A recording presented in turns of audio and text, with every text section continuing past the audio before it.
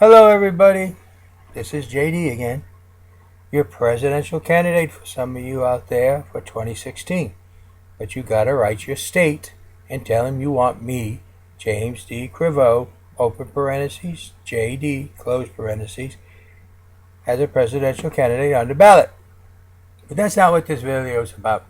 This video is to wish you all a very happy New Year. To me, you all are very important. And I'm going to wish you a personal Happy New Year and a prosperous future. But you must understand we got to work for it, each and every one of us. Those of you who say you don't vote, believe it or not, you cast your vote. Every time you restraint from voting, you just gave one vote to the winner. Especially if you're going to vote against them. Those of you who are independent that follow the same political party and listen to the parties and do not go around looking for anything else but only the news. How many times have you seen me on the news? 2008, I came in third, 8,700,000. They didn't even do an interview with me after the election because they don't want you to know who JD is. But they did do an interview with a girl out of Chicago who denied that JD even existed. It's funny how me in Virginia, where JD is, does exist, but in Chicago, some teenage... well, that's enough of that. Okay, so I'm wishing you a Happy New Year, but there's got to be a little bit more to it than just that. I can make all kinds of promises for our future to you all. I could be standing here like Trump, yelling all these promises, every single thing that cannot and will not ever happen. But I can promise you it. But nope, that's not my nature. I can't stand in front of you and tell you a bunch of stories and get you to believe them. And then when I get elected and you don't see them, you say, what happened? You know, like Obama. He said he didn't realize how our government ran and worked. Even though he was in the Senate for a year. I think a year? Wow, that's a lot of experience. I spent a whole lifetime living underneath our government and watching the political parties try to tear it apart. So, what else can I do? Well, I can do like Hillary Clinton and go in there and say, oh, we need to get into more socialized, promising you all kinds of social programs, but you don't realize social programs cost your tax dollars. And they're not going to give up what they already have. So that means more tax dollars against you. I don't agree with that. I already think our government is too big, too flamboyant, too out of kilter with the American people. The American people cannot afford this luxury, this facile, this, I don't know what word to say, but this extravagant form of non-necessary government that we have.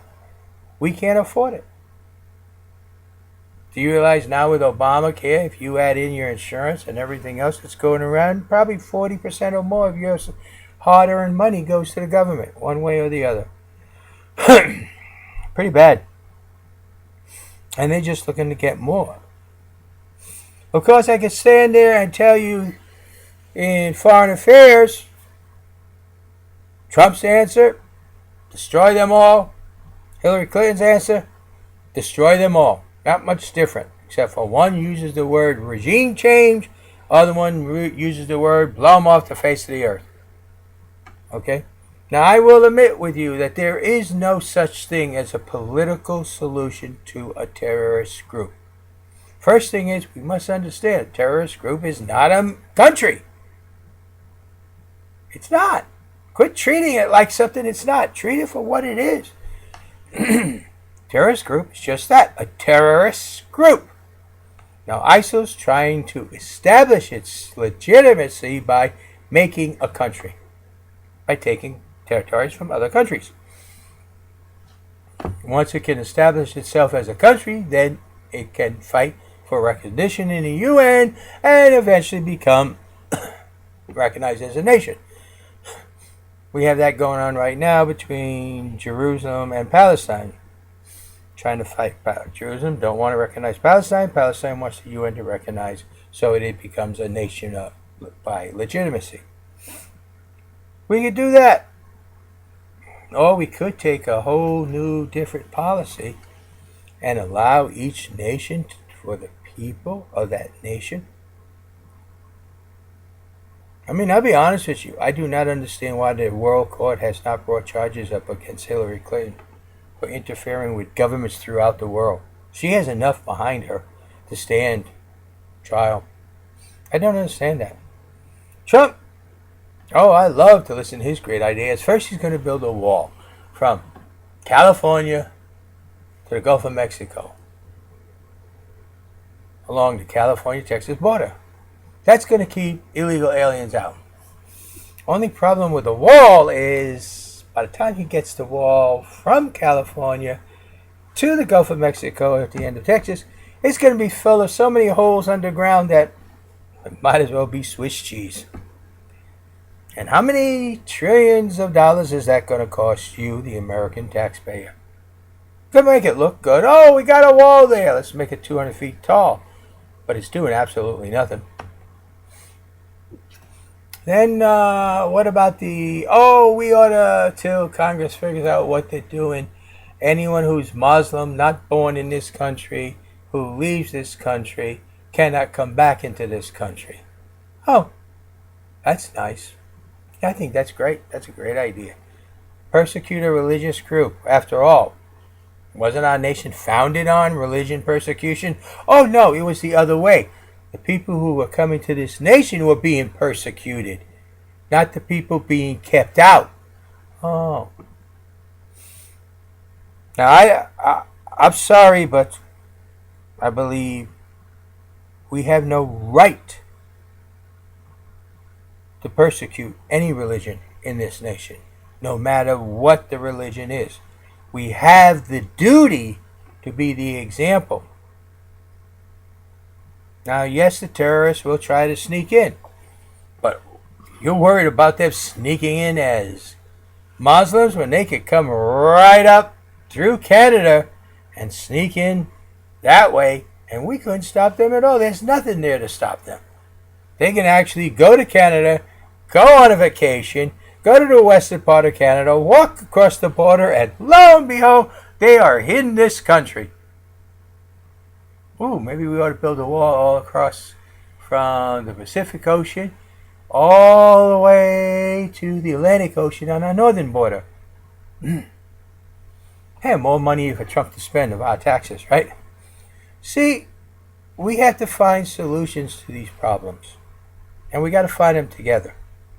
One, immigration. The main problem with immigration that I have found with people I've talked to, hundreds of them, is that one, some people like the idea that we have illegal aliens here because they work, they're hard workers, and they do it a lot cheaper.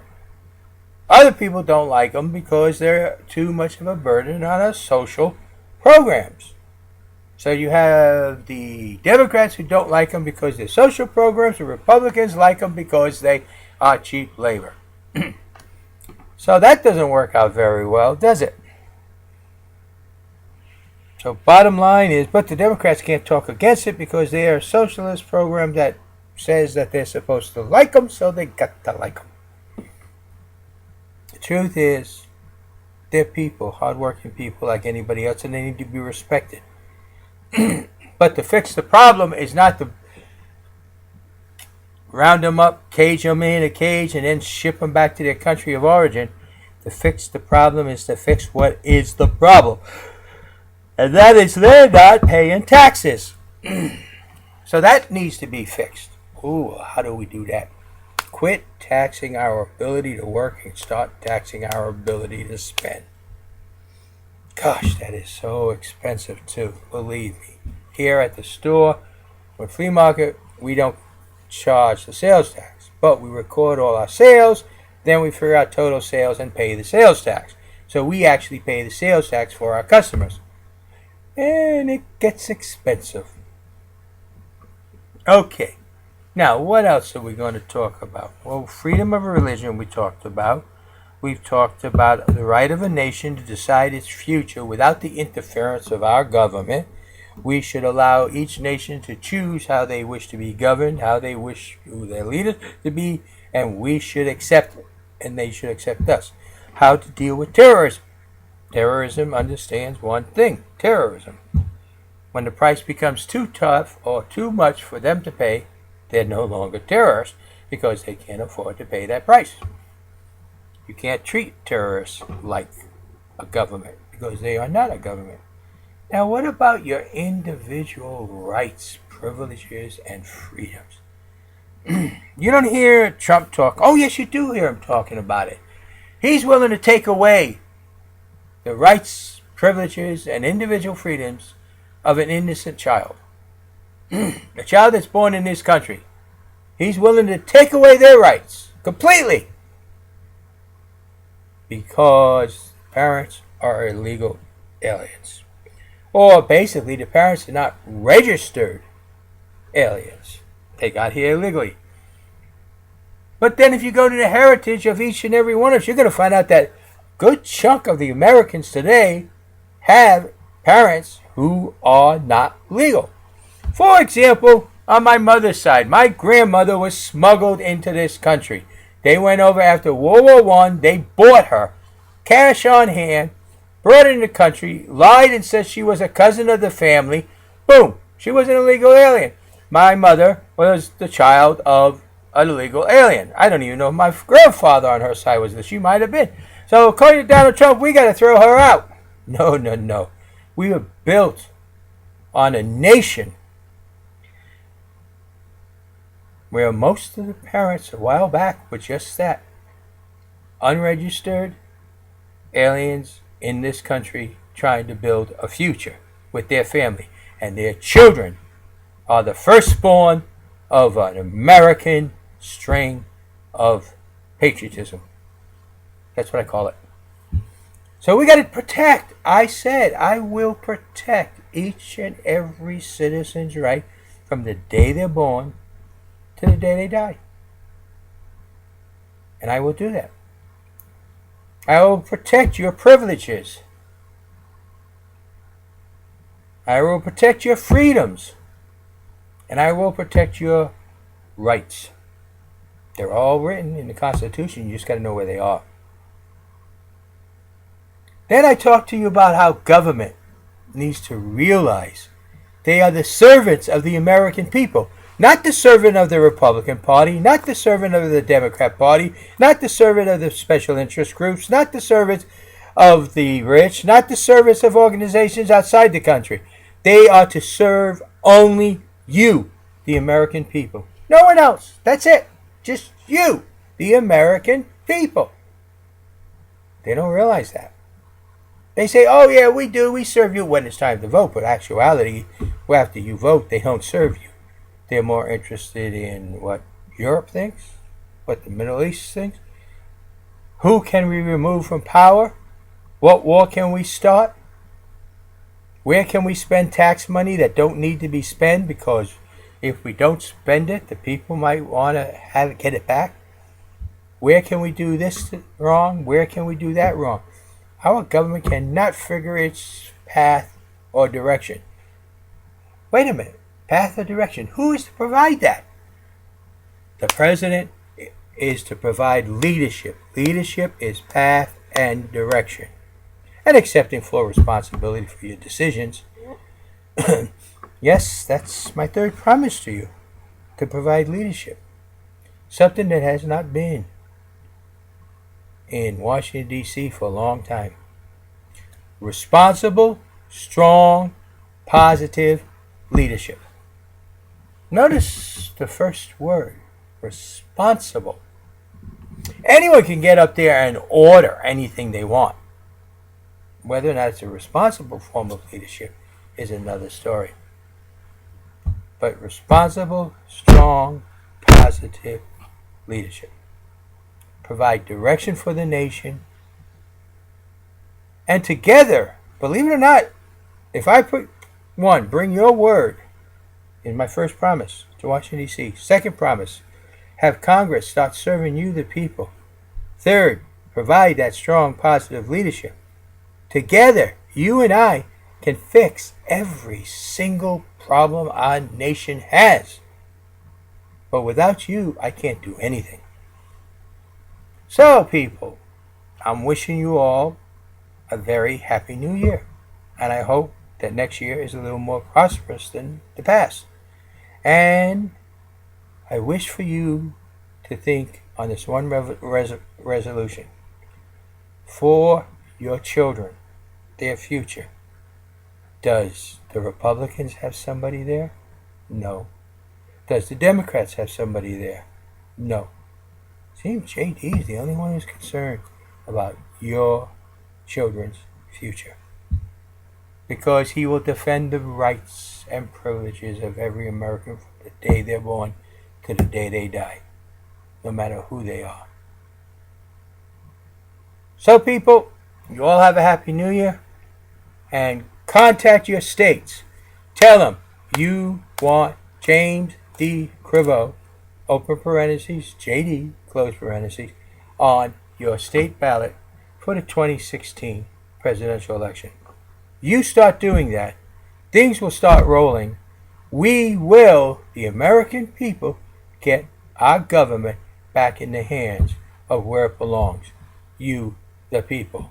Not the politician, not the political party, not Congress.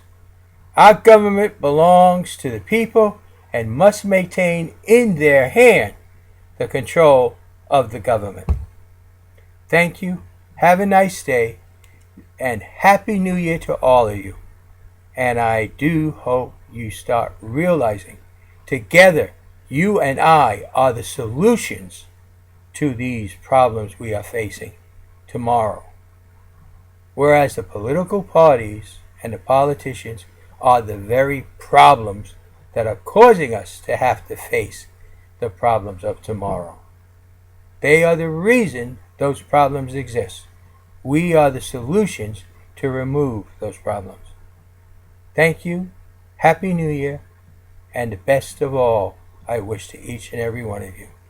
This is JD, or James D. Criveau, presidential candidate for 2016. Thank you.